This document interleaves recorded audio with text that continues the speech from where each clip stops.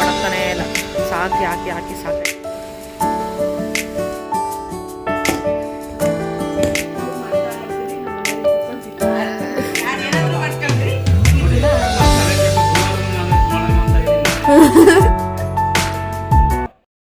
Hi friends, welcome back to my channel. ಇವತ್ತಿನ log ಶುರು ಮಾಡ್ತಾ ಇದ್ದೀನಿ. ಇವತ್ತು ಗುರುವಾರ ಆಗಿರೋದ್ರಿಂದ ರಾಘವೇಂದ್ರ ಸ್ವಾಮಿ ದೇವಸ್ಥಾನಕ್ಕೆ ಹೋಗಿ ಬರಬೇಕು ಅಂತೇಳಿ ತುಂಬ ದಿನದಿಂದ ಅನ್ಕೊತಾನೆ ಇದ್ದೆ. ಮನೆ ಹತ್ರನೇ ಆಗಿದೆ. ದೇವಸ್ಥಾನ ಆಗ್ಬಿಟ್ಟೋಗ್ಲೂ ಒಂದು ವೆಂಕಣ ಹೋಗೋಣ, ಇವತ್ತು ಹೋಗೋಣ, ನಾಳೆ ಹೋಗೋಣ ಅಂತ ಅಂದ್ಕೊಂಡು ಹೋಗೋಕ್ಕೆ ಆಗ್ತಾ ಇರಲಿಲ್ಲ. ಈ ಗುರುವಾರ ಹೋಗೋಣ, ಮುಂದಿನ ಗುರುವಾರ ಹೋಗೋಣ ಅಂತ. ಹಾಗಾಗಿ ಇವತ್ತು ಹೋಗಲೇಬೇಕು ಅಂತೇಳ್ಬಿಟ್ಟು ರೆಡಿ ಆಗಿದ್ದೀನಿ. ದೇವಸ್ಥಾನಕ್ಕೆ ಹೋಗಿ ಬರೋಣ ಅಂತ. ಬನ್ನಿ ಫ್ರೆಂಡ್ಸ್, ನಾನು ಇದೇ ಫಸ್ಟ್ ಟೈಮು ಆ ದೇವಸ್ಥಾನಕ್ಕೆ ಹೋಗ್ತಿರೋದು, ಅಂದರೆ ರಾಘವೇಂದ್ರ ಸ್ವಾಮಿ ದೇವಸ್ಥಾನಕ್ಕೆ. ಇದು ಹೊಸದಾಗಿ ಕಟ್ಟಿದ್ದಾರೆ, ಕದ್ರಿಗುಪ್ಪೆನಲ್ಲಿದೆ. ಆಲ್ರೆಡಿ ನಾನು ಹಳೆ ಲಾಗ್ನಲ್ಲಿ ಒಂದು ಸಲ ಹೇಳಿದ್ದೆ, ಓಪ್ನಿಂಗ್ ಇತ್ತು ಅಂತ ಹೇಳ್ಬಿಟ್ಟು. ಅವಾಗಿಂದ ಹೋಗೋಣ ಅಂದ್ಕೊಂಡು ಹೋಗೋಕ್ಕಾಗ್ತಾಯಿಲ್ಲ. ಅದು ರಾಘವೇಂದ್ರ ಸ್ವಾಮಿದು ದೇವಸ್ಥಾನ ಓಪನ್ ಮಾಡಿಬಿಟ್ಟು ಒಂದು 7 months ಆಗಿರ್ಬೋದೇನೋ ಅಂತ ಅನಿಸುತ್ತೆ. ಒಂದು 6-7 months ಆಗಿರ್ಬೋದು ಅಷ್ಟೇ. ಹೊಸದಾಗಿ ಕಟ್ಸಿದ್ದಾರೆ, ಚೆನ್ನಾಗಿದೆ ದೇವಸ್ಥಾನ. ಹೊರಗಡೆಯಿಂದ ಹೋಗುವಾಗೆಲ್ಲ ಯಾವಾಗಲೂ ಅಷ್ಟೇ, ಮಕ್ಕಳಿಗೆ ಸ್ಕೂಲಿಗೆ ಬಿಟ್ಟು ಬರೋಕ್ಕೆ, ಇಲ್ಲಾಂದರೆ ನನ್ನ ಮಗಳಿಗೆ ಕಾಲೇಜಿಗೆ ಬಿಟ್ಟು ಬರೋ ಟೈಮ್ನಲ್ಲಿ ಹೊರಗಡೆಯಿಂದ ಹೋಗುವಾಗ ನೋಡ್ಕೊಂಡು ಹೋಗ್ತಾಯಿದ್ದೆ. ಬಟ್ ಒಳಗಡೆ ಹೋಗಿರಲಿಲ್ಲ. ಹೋಗೋಣ ಅಂತ ಅಂದ್ಕೊಂಡು ಹೋಗೋಕ್ಕಾಗೇ ಇರಲಿಲ್ಲ. ರಾಘವೇಂದ್ರ ಸ್ವಾಮಿದು ಹೇಳ್ತಾರಲ್ಲ, ಕರೆಸ್ಕೊಂಡ್ರೇ ನಮಗೆ ಹೋಗೋಕ್ಕಾಗೋದು. ದೇವರು ಮನಸ್ಸು ಮಾಡಿದ್ರೆ ನಾವು ಹೋಗ್ಬೋದು, ಇಲ್ಲಾಂದರೆ ನಾವು ಎಷ್ಟೇ ಹೋಗಬೇಕು ಅಂತ ಅಂದ್ಕೊಂಡ್ರು ಹೋಗೋಕ್ಕಾಗಲ್ಲ. ದೇವರು ಕರೆಸ್ಕೊಂಡಾಗೆ ನಮಗೆ ಹೋಗೋಕ್ಕೆ ಸಾಧ್ಯ. ಹಾಗೆ ರಾಘವೇಂದ್ರ ಸ್ವಾಮಿ ದೇವಸ್ಥಾನಕ್ಕೆ ಹೋಗ್ಬಿಟ್ಟು ಹಾಗೆ ಸಾಯಿಬಾಬಾ ದೇವಸ್ಥಾನಕ್ಕೆ ಅಂತಲೂ ಹೋಗೋಣ ಅಂತ ಅಂದ್ಕೊಂಡಿದ್ದೀನಿ. ನೋಡೋಣ ಹೆಂಗಾಗುತ್ತೆ ಅಂತ. ಆಲ್ರೆಡಿ ಟೈಮು 10:30 ಆಗಿದೆ. ಸಾರಿ 11:30 ಆಗಿದೆ. 11:30 ಆಗಿದೆ ಟೈಮು. ಹೋಗ್ಬರೋಣಂತೆ ಬನ್ನಿ ಫ್ರೆಂಡ್ಸ್, ರಾಘವೇಂದ್ರ ಸ್ವಾಮಿ ದೇವಸ್ಥಾನಕ್ಕೆ ಹಾಗೆ ಸಾಯಿಬಾಬಾ ದೇವಸ್ಥಾನಕ್ಕೆ ಬನ್ನಿ ಫ್ರೆಂಡ್ಸ್.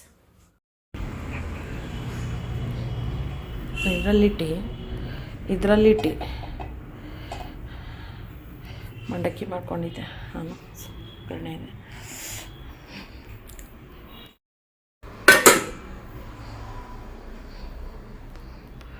ಮೊನ್ನೆ ತಾನೇ ಲಾಗ್ನಲ್ಲಿ ನಾನು ಸಾಯಿಬಾಬಾ ದೇವಸ್ಥಾನಕ್ಕೆ ಮತ್ತು ರಾಘವೇಂದ್ರ ಸ್ವಾಮಿ ದೇವಸ್ಥಾನಕ್ಕೆ ಹೋಗಿ ಬಂದಿರೋದು ಲಾಗ್ನ ಹಾಕಿದ್ದೆ. ಅದನ್ನು ನೋಡಿಬಿಟ್ಟು ನೀವು ಅನ್ಕೋಬೋದು, ಮೊನ್ನೆ ತಾನೇ ಹೋಗಿ ಬಂದಿದ್ದಾರೆ, ಇದು ಫಸ್ಟ್ ಟೈಮ್ ಹೋಗ್ತಾ ಇರೋದು ಅಂತ ಹೇಳ್ತಾ ಇದ್ದಾರಲ್ಲ ಅಂತ. ಖಂಡಿತವಾಗ್ಲೂ ಹಾಗೆ ಅನ್ಕೋಬೇಡಿ. ಇದು ನಾನು ಫಸ್ಟ್ ಟೈಮ್ ಹೋಗ್ತಾ ಇರೋದು. ನಾನು ಹಳೆ ಲಾಗ್ ನೋಡಿದ್ರೆ, ಅಂದರೆ ಗುರು ಪೌರ್ಣಿಮೆ ಲಾಗ್ ನೋಡಿದ್ರೆ ನಾನು ಅದರಲ್ಲಿ ಹೇಳಿದ್ದೀನಿ, ನಾನು ಗುರು ಪೌರ್ಣಿಮೆ ನೆಕ್ಸ್ಟ್ ಡೇನೇ ಲಾಗ್ ಹಾಕಿದ್ದೀನಿ. ಹಾಗಾಗ್ಬಿಟ್ಟು ಅದು ಫಸ್ಟು ಬರುತ್ತೆ, ಇನ್ನು ಹಿಂದೆ ಬರೋ ವೀಡಿಯೋಸ್ ಎಲ್ಲ ನೆಕ್ಸ್ಟ್ ಬರುತ್ತೆ ಅಂತ. ಹಾಗಾಗ್ಬಿಟ್ಟು ಅದು ಗುರು ಪೌರ್ಣಿಮೆದು ಫಸ್ಟ್ ವೀಡಿಯೋ ಬಂದಿದೆ. ಇದು ಆಮೇಲೆ ಅದ್ರ ಹಿಂದೆ ಒಂದು 2-3 ದಿನದ ಹಿಂದೆದು ವೀಡಿಯೋನ ಇವತ್ತು ಅಪ್ಲೋಡ್ ಮಾಡ್ತಾಯಿದ್ದೀನಿ. ಇವಾಗ ನೋಡಮ್ಮ, ನಾನು ಗಾಡಿ ನಂಬರು ನಿಮ್ದು ಏರ್ ಕಟ್ ನೋಡಿದ್ರೆ ನನಗೆ ಬರ್ತೀನಿ. ಚೆನ್ನಾಗಿದೆ ಆ್ಯಕ್ಚುಲಿ. ಮೊಬೈಲ್ ನಂಬರು, ಗಾಡಿ ನಂಬರು, ಮನೆ ನಂಬರು, ಸೈಟ್ ನಂಬರು ಕೇಳ್ತೀನಿ ನಾನು. ಕೇಳ್ರಿ ಫ್ರೆಂಡ್. ದೇವಸ್ಥಾನಕ್ಕೆ ಹೋಗಿ ಬಂದ್ವಿ, ರಾಘವೇಂದ್ರ ಸ್ವಾಮಿ ದೇವಸ್ಥಾನಕ್ಕೆ ಹೋಗಿ ಬಂದೆ. ಹಂಗೆ ಸಾಯಿಬಾಬಾ ದೇವಸ್ಥಾನಕ್ಕೆ ಹೋಗಿ ಬಂದೆ. ಸಾಯಿಬಾಬಾ ದೇವಸ್ಥಾನದಲ್ಲಿ ವೀಡಿಯೋ ಫೋಟೋಸ್ ಏನೂ ಇಲ್ಲ. ಹಾಗಾಗಿ ಇಷ್ಟು ದೇವಸ್ಥಾನಕ್ಕೆ ಹೋಗ್ಬಿಟ್ಟು ಬಂದೆ. ಟೈಮ್ ಆಯಿತು, ಇನ್ನು ಆಲ್ರೆಡಿ 12 ಗಂಟೆ ಆಗಿದೆ. ಊಟಕ್ಕೆ ಏನಾದರೂ ಮಾಡಬೇಕಲ್ಲ. ಈ ಚಿತ್ರಾನ್ನದ ಗೊಜ್ಜಿದೆ. ನಾನು ನಮ್ಮ ಮನೆಯವರಷ್ಟೇ ಸಾಯಂಕಾಲ ಏನಾದರೂ ಮಾಡ್ಕೊಳ್ಳೋಣ ಅಂತ ಅನ್ಕೊತಾ ಇದ್ವಿ. ಇಲ್ಲ ಅಂತಂದರೆ ಇವಾಗಲೇ ಏನಾದರೂ ನುಗ್ಗೆಕಾಯಿ ಸಾಂಬಾರು ಥರ ಏನಾದರೂ ಮಾಡೋಣ ಅಂತ. ನೋಡ್ಬೇಕು ಹೆಂಗಾಗುತ್ತೆ ಹಂಗೆ.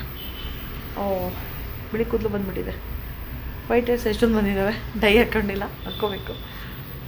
ಫಸ್ಟ್ ಆಗಿದ್ದರೆ ನಾನು ವೈಟ್ ಹೇರ್ಸಿಗೆ ಅಂತ ಹೇಳ್ಬಿಟ್ಟು ನಾನು ಮೆಹಂದಿನ ಯೂಸ್ ಮಾಡ್ತಾಯಿದ್ದೆ. ಇತ್ತೀಚೆಗೆ ಹೆಂಗಾಗಿದೆ ಅಂದರೆ ಸ್ವಲ್ಪ ಜಾಸ್ತಿ ವೈಟ್ ಹೇರ್ಸ್ ಆಗಿರೋದ್ರಿಂದ ಮೆಹಂದಿ ಹಚ್ಕೊಂಡ್ರೆ ರೆಡ್ ಕಾಣಿಸುತ್ತೆ, ಅಸಹ್ಯ ಅನಿಸುತ್ತೆ ಅಂತೇಳಿ ನಾನು ಗಾರ್ನಿಯರ್ನ ಯೂಸ್ ಮಾಡ್ತೀನಿ. ಏನು ಅಡುಗೆ ಮಾಡೋಣ ಅಂತ ಇವಾಗ ಸ್ವಲ್ಪ ಒಗ್ಗರಣೆ ಇದೆ, ಅದೇ ಏನಾದರೂ ಅನ್ನ ಮಾಡ್ಕೊಂಡು ತಿನ್ನೋಣ ಅಂತ ಅಂದ್ಕೊಂಡೆ. ಮತ್ತು ಸಾಯಂಕಾಲ ಮತ್ತೆ ಅಡುಗೆ ಮಾಡಬೇಕು, ಡಬಲ್ ಕೆಲಸ ಒಂದ್ಸಲ ಮಾಡಿ ಇಟ್ಬಿಟ್ರೆ ಮುಗಿದೋಗುತ್ತೆ ಅಂತ ಹೇಳ್ಬಿಟ್ಟು ನುಗ್ಗೆಕಾಯಿ ಇದೆ, ನುಗ್ಗೆಕಾಯಿ ಸಾಂಬಾರು ಮಾಡೋಣ ಅಂತ ಅಂದ್ಕೊಂಡಿದ್ದೀನಿ. ನುಗ್ಗೆಕಾಯಿ ಸಾಂಬಾರು ಮಾಡ್ತೀನಿ. ನಾನು ಏನಾದರೂ ಅಡುಗೆ ಅಂತ ಮಾಡಿದ್ರೆ ಫಾಸ್ಟಾಗಿ ಬೇಗನೆ ಆದಷ್ಟು ನನಗೆ ಬೇಗನೆ ಆಗಬೇಕು, ಈಸಿಯಾಗಿ ಮಾಡಬೇಕು ಅನ್ನೋಂಥ ರೆಸಿಪಿನೇ ನಾನು ಜಾಸ್ತಿ ಮಾಡ್ತಾಯಿರ್ತೀನಿ. ತುಂಬ ಹೊತ್ತು ಅಡುಗೆ ಮನೆಯಲ್ಲೇ ಅಂಥೇಳಿ ಅಡುಗೆನೇ ಮಾಡ್ಕೊತ ಇರೋಕ್ಕಂತೂ ಸಾಧ್ಯನೇ ಇಲ್ಲ. ಅದರಲ್ಲಿ ಹೆಣ್ಮಕ್ಳಿಗೆ ಹೆಂಗೆ ಅಂತಂದರೆ ಒಂದು ಅನ್ನ ಸಾರು ಪಲ್ಯ ಚಪಾತಿ ಮಾಡೋಷ್ಟರಲ್ಲಿ ಮಧ್ಯಾಹ್ನ ಇಂದ ಹಿಡಿದ್ಬಿಟ್ಟು, ಅಂದರೆ ಹೆಚ್ಚು ಕಮ್ಮಿ ಒಂದು 11:30 ಹಿಡಿದ್ಬಿಟ್ಟು ಮಧ್ಯಾಹ್ನ 1 ಗಂಟೆವರೆಗೂ 1:30ವರೆಗೂ ಅಡುಗೆ ಮನೆಯಲ್ಲೇ ಇರ್ತಾರೆ. ನನಗೆ ಆ ಥರ ಎಲ್ಲ ಇಷ್ಟ ಆಗಲ್ಲ. ನನಗೆ ಹೆಂಗೆ ಅಂದರೆ ಬೇಗನೆ ಆದಷ್ಟು ಎಷ್ಟು ಸಾಧ್ಯನೋ ಅಷ್ಟು ಬೇಗನೆ ಪಟಾಪಟ ಅಂತ ಮಾಡಿಕೊಂಡು ಹೊರಗಡೆ ಬರ್ತಾ ಇರ್ತೀನಿ. ತುಂಬ ಹೊತ್ತು ಅಲ್ಲೇ ಟೈಮ್ನ ಸ್ಪೆಂಡ್ ಮಾಡಿಕೊಂಡು ನಿಧಾನಕ್ಕೆ ಮಾಡ್ಕೊಳೋದು, ಒಂದೊಂದೇ ಕಟ್ ಮಾಡ್ಕೊತ ಇರೋದು, ಆ ಥರ ನಾನು ಮಾಡೋಕ್ಕೆ ಹೋಗೋದಿಲ್ಲ. ಫಸ್ಟಿಂದನೂ ಅಷ್ಟೇ ನಾನು ಮಕ್ಕಳೆಲ್ಲ ಚಿಕ್ಕವರಿದ್ದಾಗಿಂದನೂ ನನಗದು ರೂಢಿ ಆಗಿಬಿಟ್ಟಿದೆ. ಯಾಕೆ ಅಂತಂದರೆ ನಾನು ಒಬ್ಬಳು ಇಬ್ಬರು ಮಕ್ಕಳನ್ನು ನೋಡ್ಕೊತಾ ಇದ್ದಿದ್ರಿಂದ ಇನ್ನು ನಮ್ಮನೆಯವರು ಬೆಳಿಗ್ಗೆ ಹೋದರೆ ರಾತ್ರಿ ಬರ್ತಾಯಿದ್ರು. ಹಾಗಾಗಿ ಎಷ್ಟು ಬೇಗನೆ ಸಾಧ್ಯನೋ ಅಷ್ಟು ಬೇಗನೆ ಅಡುಗೆ ಮಾಡೋದಾಗಿರಲಿ, ಟಿಫನಿಗೆ ರೆಡಿ ಮಾಡೋದಾಗಿರಲಿ, ಅದು ಆವಾಗಲಿಂದನೇ ಬಂದುಬಿಟ್ಟಿದೆ ಏನೋ ಗೊತ್ತಿಲ್ಲ ನನಗೆ. ಹಾಗಾಗಿಬಿಟ್ಟು ನಾನು ಆದಷ್ಟು ಬೇಗನೆ ಎಲ್ಲ ರೆಡಿ ಮಾಡಿ ಇಟ್ಕೊಂಡ್ಬಿಡ್ತೀನಿ. ಅದರಲ್ಲಿ ಈ ಥರ ಏನಾದರೂ ದೇವಸ್ಥಾನಕ್ಕೆ ಹಂಗೆ ಏನಾದರೂ ಹೋಗಿ ಬರೋದಿದ್ರೆ, ಇಲ್ಲಾಂದರೆ ಎಲ್ಲಾದರೂ ಹೊರಗಡೆ ಏನಾದರೂ ಎಮರ್ಜೆನ್ಸಿಗೆ ಹಂಗೆ ಹೋಗಿ ಬರೋದಿದ್ರೆ, ಟೈಮ್ ಇಲ್ಲ ಅನ್ನೋ ಟೈಮ್ನಲ್ಲಿ ಈ ಥರ ಇನ್ನೂ ಈಸಿ ಇರೋ ಅಂಥ ರೆಸಿಪೀಸನ್ನ ಮಾಡ್ತಾಯಿರ್ತೀನಿ.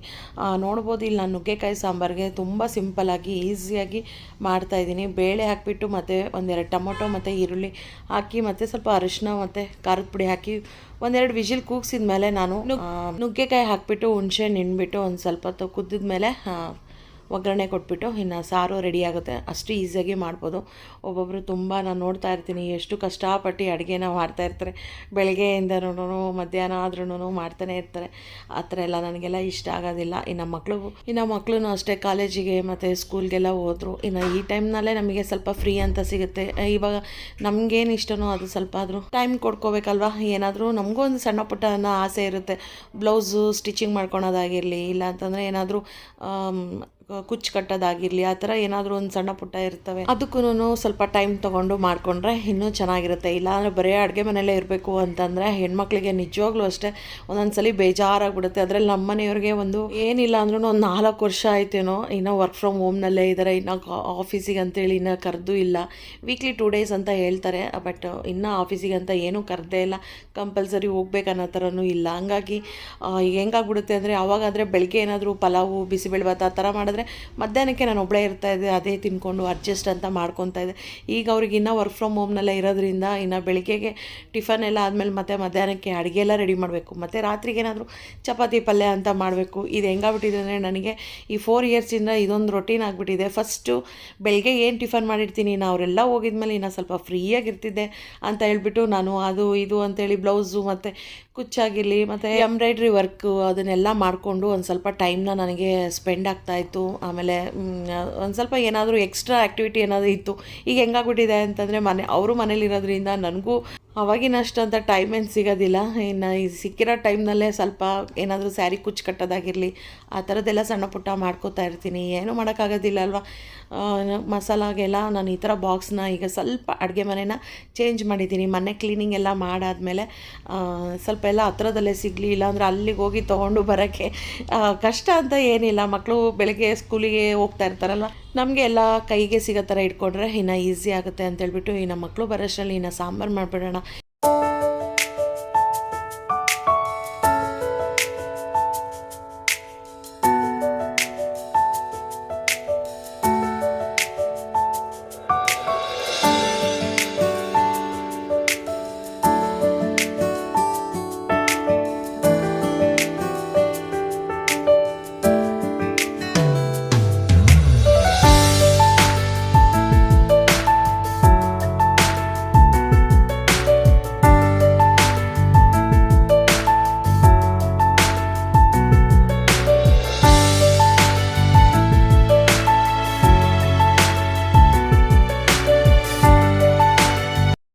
ನೋಡಿ ಫ್ರೆಂಡ್ಸ್, ಕಷ್ಟಪಟ್ಬಿಟ್ಟು ನಾನು ದೇವಸ್ಥಾನಕ್ಕೆಲ್ಲ ಹೋಗಿ ಬಂದುಬಿಟ್ಟು ಸಾಂಬಾರೆಲ್ಲ ಮಾಡಿ, ಅನ್ನ ಎಲ್ಲ ಬಿಸಿ ಬಿಸಿ ಅನ್ನ ಮಾಡಿ ಸಾಂಬಾರೆಲ್ಲ ಮಾಡಿದ್ರೆ ನಮ್ಮ ಮನೆಯವರು ಬೆಳಗ್ಗೆ ಮಾಡಿರೋ ಚಿತ್ರಾನ್ನ ತಿಂತಾಯಿದ್ದಾರೆ.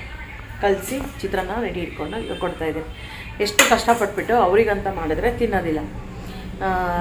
ಅದಕ್ಕೆ ನನಗೆ ಇತ್ತೀಚೆಗೆ ಅಡುಗೆ ಮಾಡೋಕ್ಕೆ ಒಂಥರ ಬೇಜಾರಾಗ್ಬಿಟ್ಟಿದೆ. ನನಗೆ ಏನು ಮಾಡಿದ್ರು ತಿನ್ನೋದಿಲ್ಲ, ಏನಿಲ್ಲ ಸರಿಯಾಗಿ. ಬಿಸಿ ಸಾಂಬಾರು, ನುಗ್ಗೆಕಾಯಿ ಸಾಂಬಾರು ಮಾಡಿದ್ದೀನಿ, ತಿನ್ನಬೇಕು ತಾನೆ. ಅದನ್ನು ಬಿಟ್ಬಿಟ್ಟು ಅನ್ನ ಮತ್ತು ಚಿತ್ರಾನ್ನ ಏನು ಮಾಡಬೇಕು, ನನ್ನ ಪರಿಸ್ಥಿತಿ ಯಾರಿಗೆ ಹೇಳಬೇಕು. ತೊಳ್ರಿ ಚಿತ್ರಾನ್ನ ಮಿಕ್ಸ್ಚರ್ದು ಅದು ನಾನೇ ತಿಂದ್ಬಿಟ್ಟೆ.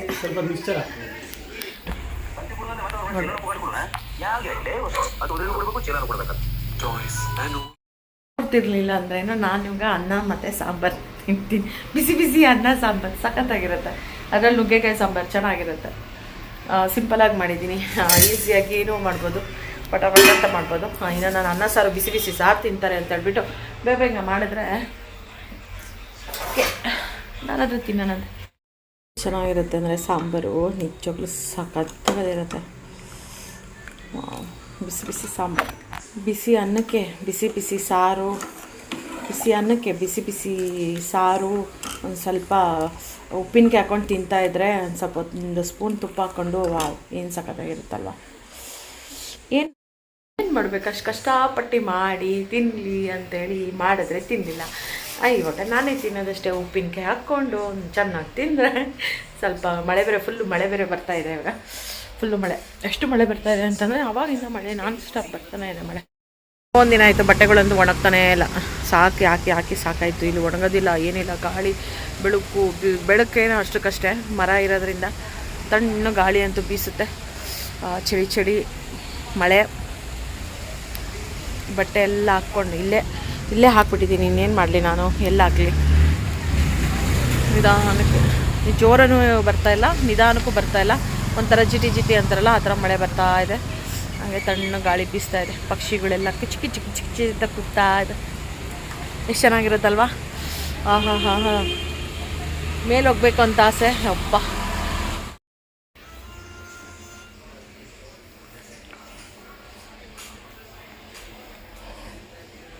ಯಾವುದಾದ್ರೂ ಒಂದು ಫಿಲಿಮ್ ನೋಡಿಕೊಂಡು, ನಿನ್ನೆ ಒಂದು ಅರ್ಧ ಫಿಲಿಮ್ ನೋಡಿದ್ವಿ, ಬಿಸಿ ಇದೆ.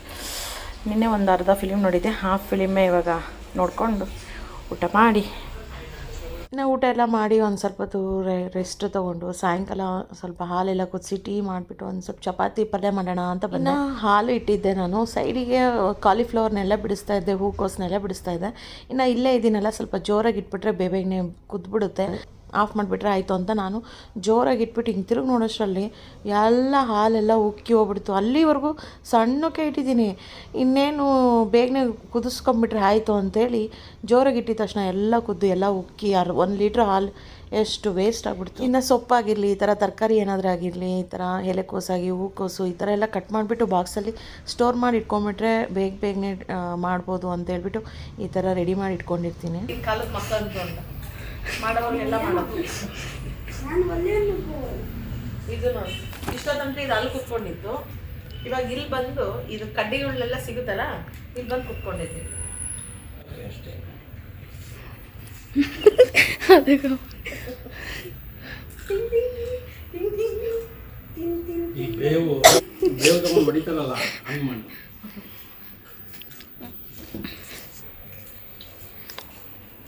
ಕಡ್ಡಿ ಎಲ್ಲ ಹಾಕ್ಬೇಕು, ಚೆನ್ನಾಗಿರುತ್ತೆ.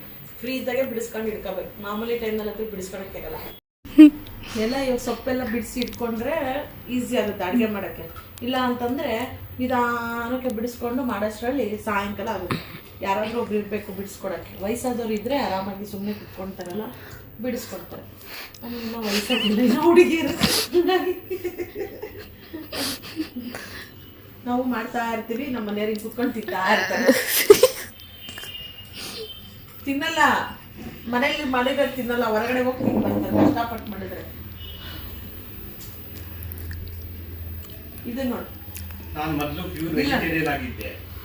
ಇವರು ವಾರಕ್ಕೆ 4 ಸರಿ 5 ಸರಿ ನಾನ್ ವೆಜ್ ಮಾಡಿ ಮಾಡಿ ಮಾಡಿ ಮಾಡಿ ಇವಾಗ ವೆಜಿಟೇರಿಯನ್ ಅಂದ್ರೆ ಏನು ಅನ್ನೋದೇ ಗೊತ್ತಿಲ್ಲ. ಇವತ್ತೇನೋ ಇದೇನೋ ಸೊಪ್ಪು ತಗೊಂಡ್ಬಂದಿದ್ದಾರೆ. ಇದು ಹುಲ್ಲು ಅವು ಇವು ಕಾಂಗ್ರೆಸ್ ಗಿಡ ತರ ಕಾಣ್ತಾ ಇದೆ. ಇನ್ನು ನಾನು ಅದನ್ನ ನೋಡೇ ಇಲ್ಲ, ಎಷ್ಟೋ ವರ್ಷ ಆಗೋಯ್ತು. ನನಗೆ ನಾನ್ ವೆಜ್ ಬಿಟ್ಟರೆ ಬೇರೆ ಏನು ಹೋಗಲ್ಲ ಇವಾಗ, ಹಂಗಾಗ್ಬಿಟ್ಟೈತೆ. ಅದನ್ನೇ ಹೆಂಡತಿ ಬಂದಾಗ ಎಷ್ಟು ಚೇಂಜ್ ಮಾಡ್ತಾಳೆ ಅಂತೇಳಿ ಗೊತ್ತಾಯ್ತಲ್ಲ, ಎಷ್ಟು ಚೇಂಜ್ ಆಗಿದ್ದಾರೆ ನೋಡಿ. ಅವರು ತಿನ್ನೋದೇ ಮಾಡ್ಕೊಂಡಿದ್ದಾರೆ. ಕನ್ಸಲ್ಲೆಲ್ಲ ಬರೀ ಪೀಸ್ಗಳೇ ಬರ್ತವೆ. ಲಾಲಿಪಾಪು, ಲೆಗ್ ಪೀಸು, ಕೈಮಾ ಉಂಡೆ, ಎಗ್ ಮಸಾಲ ಎಲ್ಲ ಸುಳ್ಳು. ಆಕ್ಚುಲಿ ಹೇಳ್ಬೇಕಂದ್ರೆ ನಾವೇ ಜಾಸ್ತಿ ತಿನ್ನಲ್ಲ, ಇವರೇ ಜಾಸ್ತಿ ತಿನ್ನೋದು ನಾನ್ ವೆಜ್. ನಾವು ತಿನ್ನೋದೇ ಇಲ್ಲ, ಒಂದ್ 3-4 ಪೀಸ್ ತಿಂದ್ರೆ ಸಾಕಾಗುತ್ತೆ. ಏನ್ ಹೇಳ್ತಿದ್ಯೋ ಇವ್ರ ಬಾಯಿಲ್ಲ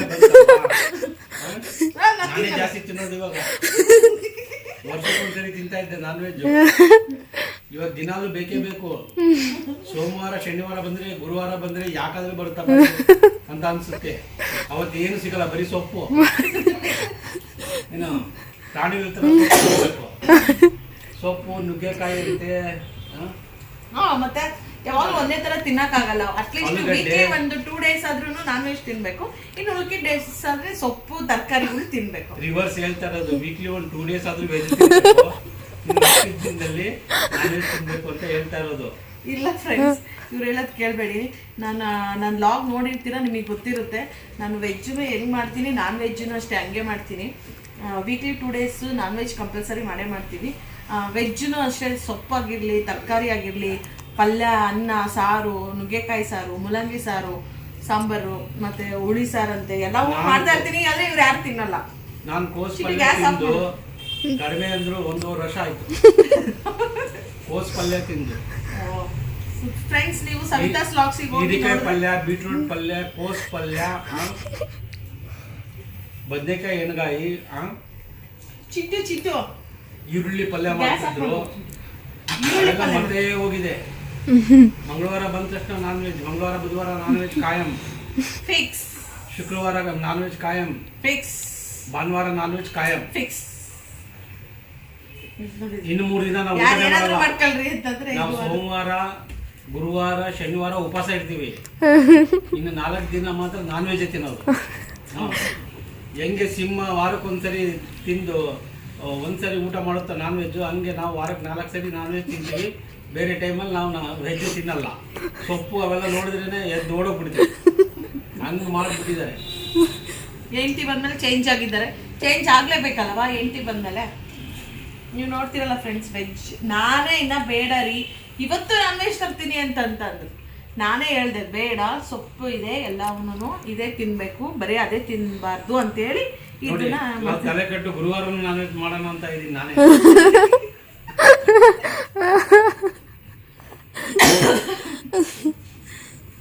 ಗುರುವಾರ ನಾನು ಬಿಡಬೇಕು ಅಂತೇಳಿ ನಾನು ಯೋಚನೆ ಮಾಡ್ತಾ ಇದ್ದೀನಿ. ಇವಾಗ ಇವರು ತಿನ್ಬೇಕು ಅಂತ ಯೋಚನೆ ಮಾಡ್ತಾ ಇದ್ದಾರೆ. ನಾವು ಗುರುವಾರ ಎಲ್ಲ ತಿಂತಾ ಇದ್ವಿ, ಇವಾಗ ಯಾಕೋ ಗುರುವಾರನೂ ಬಿಡೋಣ ಅಂತೇಳಿ ಯೋಚನೆ ಮಾಡ್ತಾ ಇದ್ದೀನಿ. ಇವ್ರು ಬಿಟ್ಟಿದ್ದು ಗುರುವಾರ ಬಿಟ್ಟಿದ್ನ ಇವಾಗ ಮತ್ತೆ ಕಂಟಿನ್ಯೂ ಮಾಡೋಣ ಅಂತೇಳಿ ಅಂತಿದ್ದಾರೆ. ಇದ್ರ ಪಾಳಿಗೆ ಇಲ್ಲಿ ಕುತ್ಕೊಂಡು ಚೆನ್ನಾಗಿ ಕಚ್ಚಿ ಕಚ್ಚಿ ಕಚ್ಚಿ ಇಟ್ಬಿಟ್ಟಿದೆ. ಫಸ್ಟ್ ಇಲ್ಲಿ ಕುತ್ಕೊಂಡಿತ್ತು, ಆಮೇಲೆ ನಿಧಾನಕ್ಕೆ ಇಲ್ಲಿ ಬಂದು ಕುತ್ಕೊಂಡು ಸಿಗುತ್ತಲ್ಲ ಎಲ್ಲವನ್ನೂ ಕಸ ಕಡ್ಡಿಗಳಂದ್ರೆ ಫುಲ್ ಇಷ್ಟ. ನೀನೇನೋ ಅವನು ತಿಂತ ಇದ್ದಾನೆ. ಸೊಪ್ಪೆಲ್ಲ ಬಿಡಿಸಿಟ್ಕೊಂಡ್ಬಿಟ್ರೆ ಆಯ್ತು ಫ್ರೆಂಡ್ಸ್, ಮತ್ತೆ ನನಗೆ ಆಗೋದಿಲ್ಲ.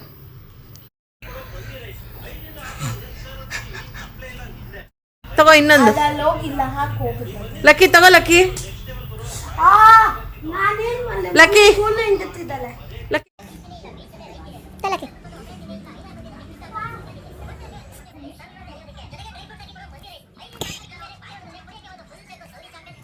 ಮದರ್ ಕ್ಯಾಚ್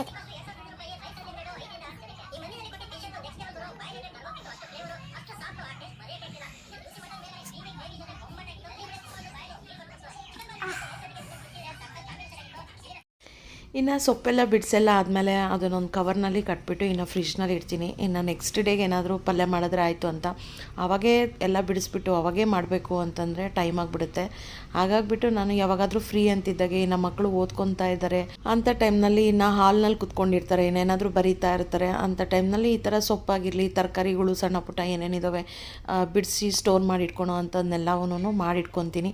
ಇನ್ನು ನೆಕ್ಸ್ಟ್ ಡೇಗೆ ಏನು ಬೇಕು ಅದನ್ನು ಅಷ್ಟೇ, ಅಂದರೆ ಬೆಳಿಗ್ಗೆ ಟಿಫನಿಗೆ ಏನು ಬೇಕಾಗುತ್ತೆ ಅದನ್ನು ಅಷ್ಟೇ ಕಟ್ ಮಾಡಿ ಎಲ್ಲ ರೆಡಿ ಇಟ್ಕೊಂಡ್ರೆ ಇನ್ನು ಬೆಳಗ್ಗೆ ಬೇಗನೆ ಒಂದೊಂದ್ಸಲಿ ಎದ್ದೇಳೋದು ಈ ಚಳಿಗೆ ಸ್ವಲ್ಪ ಲೇಟಾಗಿ ಎದ್ದೇಳಬೇಕು ಅಂತ ಅನ್ನಿಸ್ತಾ ಇರುತ್ತೆ. ಹಾಗಾಗಿ ಸ್ವಲ್ಪ ಬ್ಯಾಲೆನ್ಸಾಗಿ ಆಗುತ್ತೆ ಅಂತ ಎಲ್ಲ ರೆಡಿ ಮಾಡಿ ಇಟ್ಕೊತೀನಿ. ಇನ್ನು ಚಪಾತಿ ಮಾಡ್ತಾಯಿದ್ದೀನಿ. ಚಪಾತಿ ಜೊತೆಗೆ ಇನ್ನು ನಮ್ಮ ಮನೇಲೆಲ್ಲರೂ ಮಕ್ಕಳೆಲ್ಲ ತಿನ್ನೋದೇ ಇಲ್ಲ ಹಾಗಲಕಾಯಿ ಪಲ್ಯನ, ಕಹಿಯಾಗಿರುತ್ತೆ ಅಂತೇಳಿ ತಿನ್ನೋದೇ ಇಲ್ಲ. ಇದ್ರ ಜೊತೆಗೆ ಏನಾದರೂ ಇನ್ನೊಂದೇನಾದರೂ ಪಲ್ಯ ಮಾಡಿಬಿಟ್ರೆ ಮತ್ತು ಅದನ್ನೇ ತಿಂದ್ಬಿಡ್ತಾರೆ. ಇದೆಲ್ಲ ಹಂಗೆ ಉಳ್ಕೊಂಬಿಡುತ್ತೆ ಅಂತ ಹಾಗಲಕಾಯಿ ಪಲ್ಯ ಮಾಡಿದಾಗ ಮಾತ್ರ ನಾನು ಎಕ್ಸ್ಟ್ರಾ ಸೈಡ್ ಅಂತ ಏನೂ ಮಾಡೋದಿಲ್ಲ. ಅದರಲ್ಲಿನೂ ಮಕ್ಕಳು ಅದಕ್ಕೆ ತುಪ್ಪ ಎಲ್ಲ ಹಾಕ್ಕೊಂಡ್ಬಿಟ್ಟು ಇನ್ನು ಸ್ವಲ್ಪ ಸಕ್ಕರೆ ಎಲ್ಲ ಹಾಕ್ಕೊಂಡು ತಿಂತಾರೆ, ಆ ಥರ ಮಾಡ್ತಾರೆ. ಹಾಗಲಕಾಯಿ ಪಲ್ಯ ಅಂತಂದರೆ ಹೆಲ್ತಿಗೂ ಒಳ್ಳೆಯದು, ಡಾಕ್ಟರ್ಸೂ ಹೇಳ್ತಾನೆ ಇರ್ತಾರೆ. ಈ ಶುಗರು BP ಅವ್ರಿಗೂ ತುಂಬ ಒಳ್ಳೆಯದು ಅಂತ ಹೇಳ್ತಾ ಇರ್ತಾರೆ. ಇನ್ನು ಶುಗರ್ BP ಬಂದು ತಿನ್ನೋದಕ್ಕಿಂತ ಇನ್ನು ಬರೋಕ್ಕೂ ಮುಂಚೆನೇ ನಮ್ಮದು ಹೆಲ್ತು ನಮ್ಮದು ಕೈಯಲ್ಲಿರುತ್ತೆ ಅಂತಾರಲ್ಲ, ಆ ಥರ ಎಷ್ಟು ಸಾಧ್ಯನೋ ಅಷ್ಟು ಮಾಡ್ಕೊಳೋದು ಒಳ್ಳೆಯದು ಅಲ್ವಾ. ಈಗ ನೋಡ್ಬೋದು ನಾನು ಚಪಾತಿನ ಮಾಡ್ತಾಯಿದ್ದೀನಿ. ಇನ್ನು ಚಪಾತಿ ಅಂತಂದರೆ ನಾನು ಮತ್ತು ನಮ್ಮ ಮನೆಯವರು ಹಾಗಲಕಾಯಿ ಪಲ್ಯನ ತಿಂತೀವಿ.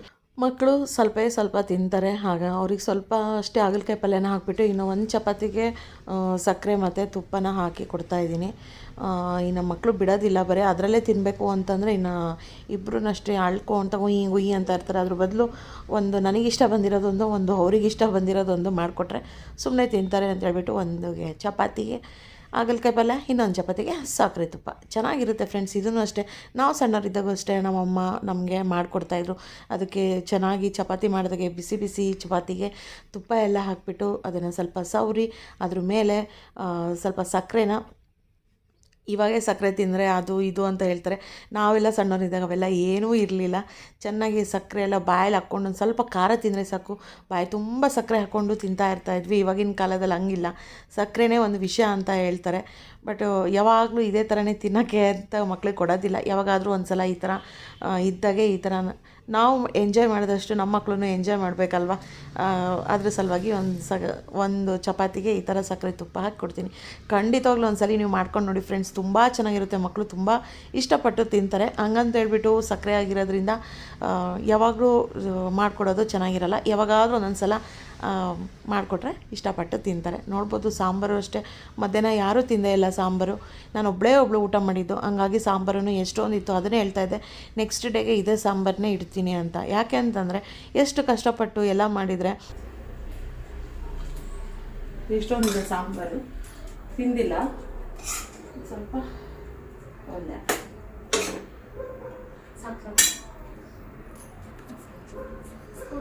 ಓಕೆ ಫ್ರೆಂಡ್ಸ್, ಇವತ್ತಿನ ಲಾಗ್ ಇದಾಗಿರುತ್ತೆ. ಈ ಲಾಗ್ ನಿಮ್ಗೆ ಏನಾದರೂ ಸ್ವಲ್ಪ ಆದರೂ ಇಷ್ಟ ಆದರೆ ಏನು ಮಾಡಬೇಕು ಅಂತ ಗೊತ್ತಲ್ವಾ? ಲೈಕ್ ಮಾಡಿ, ಶೇರ್ ಮಾಡಿ, ಕಮೆಂಟ್ ಮಾಡಿ. ಇನ್ನೂ ಯಾರು ನನ್ನ ಚಾನಲ್ನ ಸಬ್ಸ್ಕ್ರೈಬ್ ಮಾಡ್ಕೊಂಡಿಲ್ಲ, ಸಬ್ಸ್ಕ್ರೈಬ್ ಮಾಡ್ಕೊಳ್ಳಿ ಅಂತ ಹೇಳ್ತೀನಿ friends. Bye, see you next log.